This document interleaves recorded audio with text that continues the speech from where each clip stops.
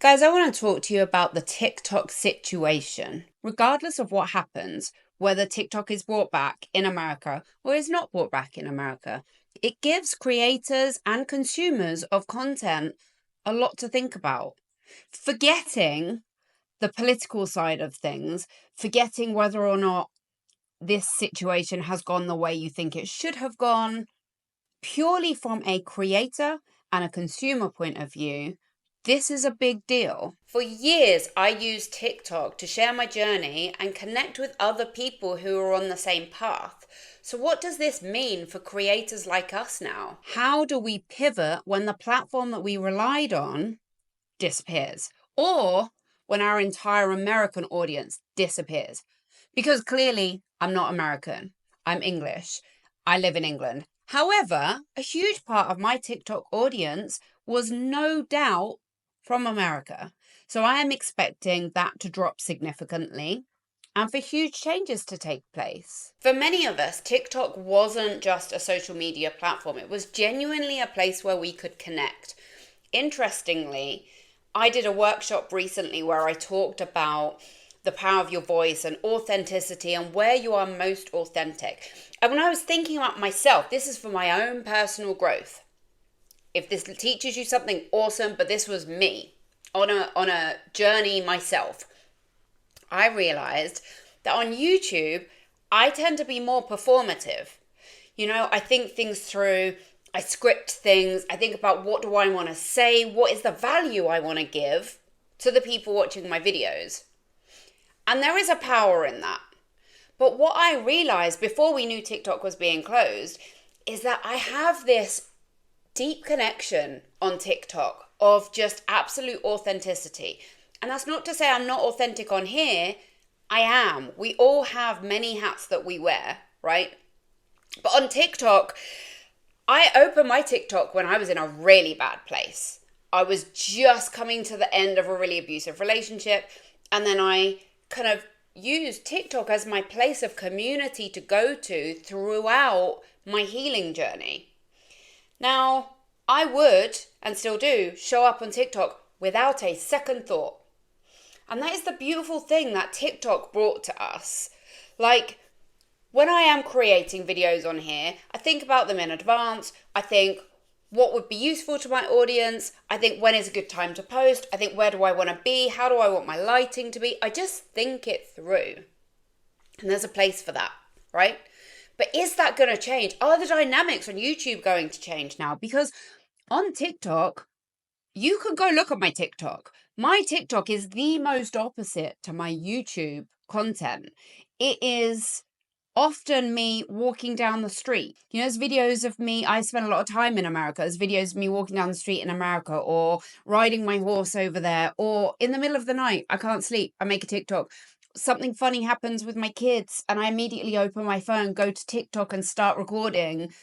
I might have makeup on, I might look beautiful, I might have no makeup on, I might be straight out of the shower, I might be half asleep, I might be in pain, I might literally be suffering with an ailment. I've done TikToks where I've just come out of surgery. And that isn't an energy that I bring to YouTube, which is really interesting to me. And it's definitely something that now TikTok is gone in America.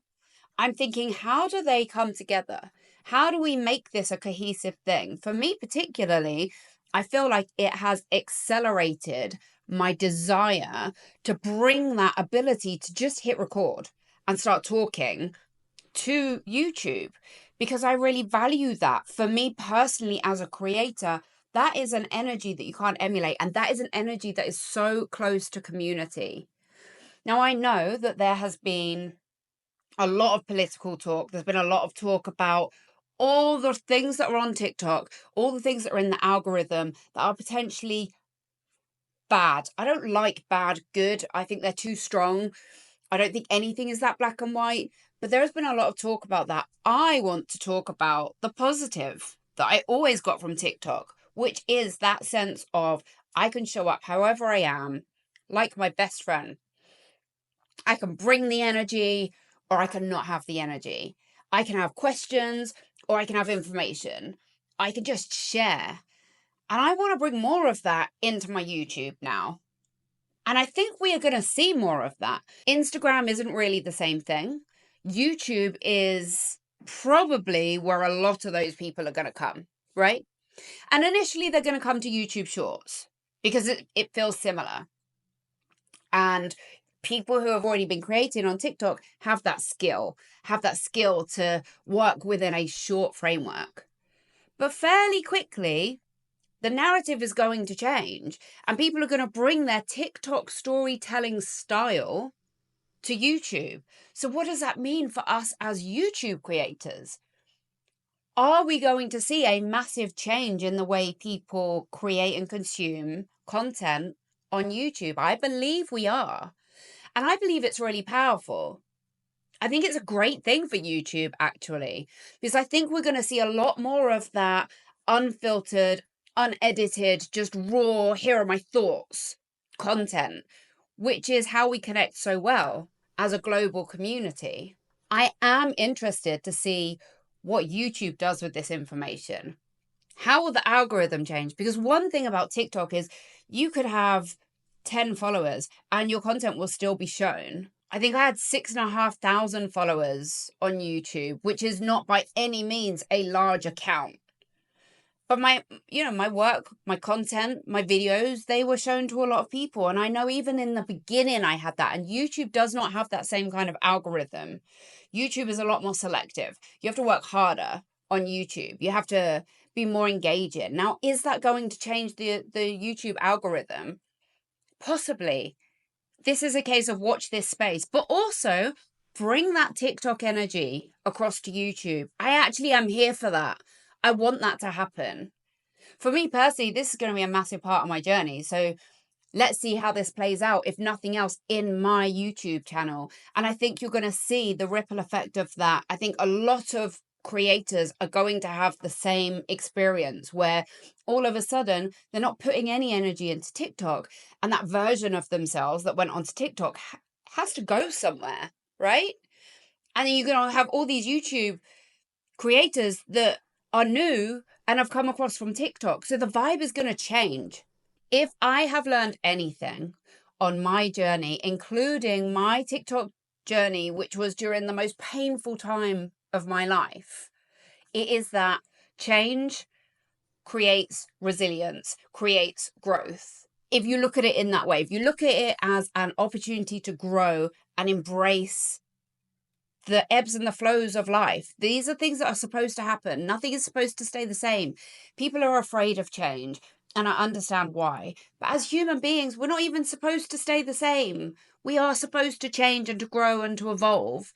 And that's all this is. It's just another shift in the wind.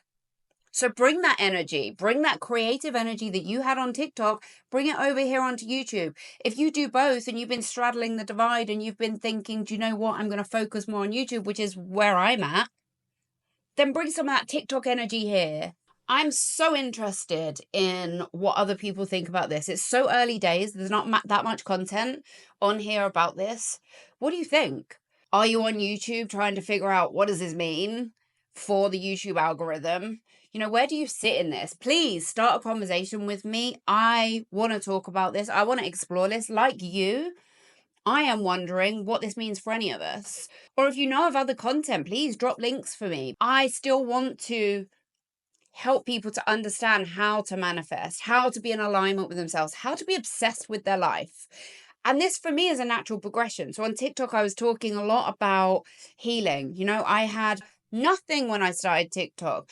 I had no self-respect, no self-love, no business, no health. It was awful. And then TikTok and the community there and sharing my story is definitely a massive part of my healing journey and my growth. And go back 4 years and keep going to my story where it is now. And this is who I am now. And they're both authentic versions of me. That was then, this is now. And the person who I am now has spent 4 years working incessantly every day on personal growth, training as a life coach, working as a life coach, transforming other people's lives, and bringing all of that together into one energy that ultimately is an energy where I want to help you to live your best life. I want to help you to be obsessed with your life. And if that's because you think, I really like this woman's content, I'd like to work with her, and you look me up and we start working together, that's awesome. If you take a course that I put out, that's awesome. But if you are just here for the free content that I put out on YouTube and that gives you value, I'm here for that. That's a beautiful thing. I had an email the other day from someone saying, I've been watching your content, haven't told you I've been watching your content, but you've actually changed my life. You know, you've recreated the magic I had as a young person in my life. And that is why I'm here. This is why we create content like this. Content in this niche is made by people who want to share their experience so that you can have a better life experience, so that you can learn from the things that we've learned from. And it's about encouraging that global community vibe, you know, the global internet, the sitting by the fire, sharing stories. That's what I'm all about. That's the vibe that I want. That's definitely what I had on TikTok, and I want to bring more of that here. Change is never easy, but it is where the growth happens. Remember, your voice is powerful, you are important, and the platform is just the platform. As always, guys, have the best day.